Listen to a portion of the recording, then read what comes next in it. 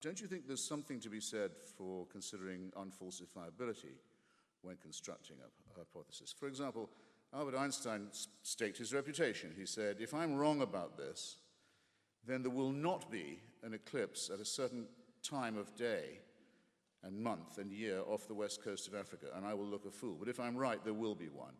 And people foregathered thinking he can't be that smart, and he was. Professor J.B.S. Haldane used to be asked, well, what would shake your faith in evolution? This was when it was much more controversial than it is now, and I'm impressed to find that Dinesh believes in intelligent design, which really does require, I would think, a leap of faith, but there it is. Haldane said, well, show me rabbits' bones in the Jurassic layer, and I'll give up.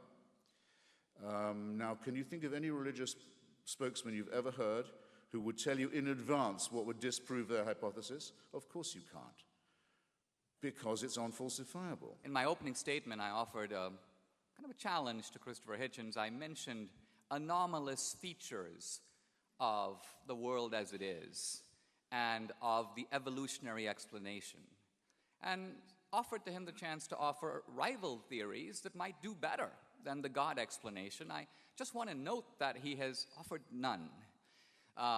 Instead, what he has offered is the idea that science is based on verifiability, but religion not. This, I think, is in fact not true. And he said no one's ever given him an example of it, and I'm about to give him two.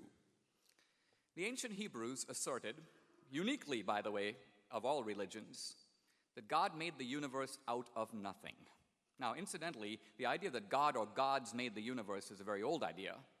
But in every other religion, God or gods fashioned the universe out of some other stuff. God is a kind of carpenter. He took the stuff of the universe and he made life and he made man. But the Hebrews said no, there was nothing, and then there was a universe. And I want to suggest that modern science has proved this to be 100% correct.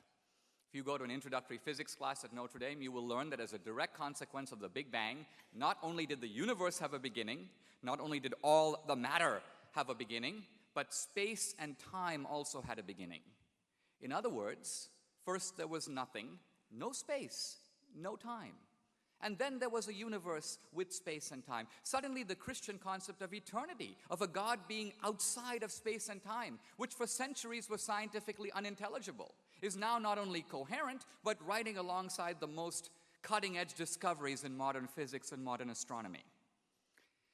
The ancient Hebrews and the Old Testament predicts that the people of Israel, after being dispersed, would return. There would be, if you will, a reuniting of the state of Israel. Until the 1940s, this was a possibility historically so preposterous that if someone had actually suggested it, they would meet with derisive laughter. And yet, it has in fact happened, just as the Bible said it would. Now, these are not scientific theories. If you talk to the ancient Hebrews and say, how do you know that there was nothing and there was a universe? They didn't do any scientific experiments. They basically said, God told me. But I'm saying that if you look at that as a prophecy or as a factual claim about the world, we now know 2,000 years later that it is in its essence correct.